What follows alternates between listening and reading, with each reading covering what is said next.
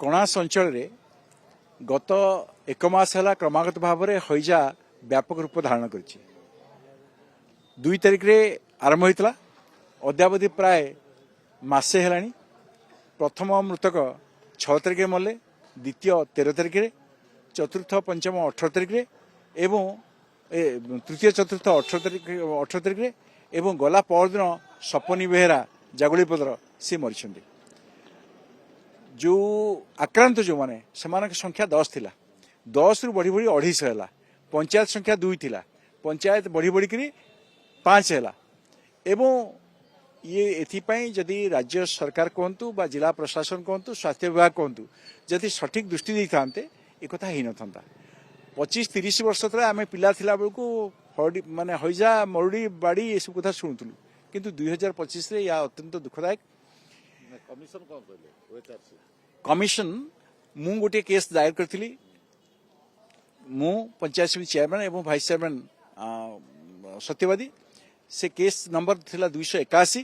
Commission आज मु कृतज्ञता जनाऊँ कमिशन को। कमिशन स्वास्थ्य सचिव, जल संपद सचिव एवं पोल्यूशन कंट्रोल बोर्ड एमान समस्त को नोटिस करिसेंती एवं आसंता 24 तारिख को से डेट रखिसेंती। एवं आज ये जो माने ठिया होइछंती पाखरे एमाने होइछंती मृतकंक परिवार।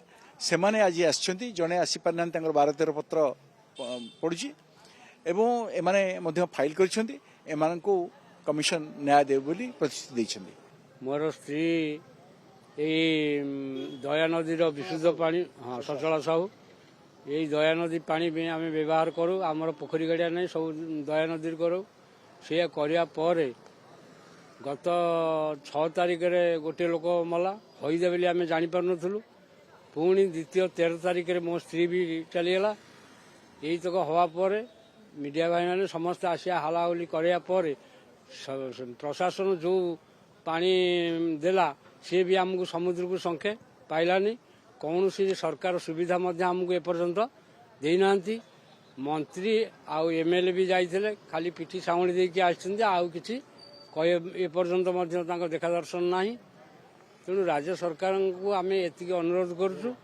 आम खटिकिया लोक तांकर 60 वर्ष बयस होता आहरी किसी दिन रही था। आम मूल मजूरी लगिले 5 टंका पाऊ। तेणु आज सी जो चली जाइए आम राज्य सरकार को अनुरोध करुँ आमको 20 लाख टंका सहायता दि जाऊ। मोर बो चली जाइछंती दया नदी पानी पी संक्रमण जेहेतु बड़ी गुरई सेठी आज्ञा मोर सरकार पाखे दाबी पूरण जोगु मु कोर्ट द्वारस्थ होइछि। मोर दाबी रहिला सरकार पाखे 20 लाख टंका जेहेतु मेडिकल सुविधा नहीं, पानी पीवा पानी रो सुविधा नहीं, मेडिकल रो एम्बुलेंस भी सी भी सुविधा नहीं। कौन सी प्रकार सरकार तरफ सुविधा सहायता आम पाई नाहु एपर्यंत। एतिकी दाबी आमर पूरण करने को आम कोर्ट द्वारस्थ होइछु। मो बापा ना सारथ प्रधान आज से झाड़ा मंत्री आक्रांत ही आज देहांत हेले। आज्ञा यही कोर्ट द्वारस्थ होइछि, किछि विचार कलेनी। या आज कोर्ट द्वारस्थ ही आज दरखास्त देवाक जाइछि।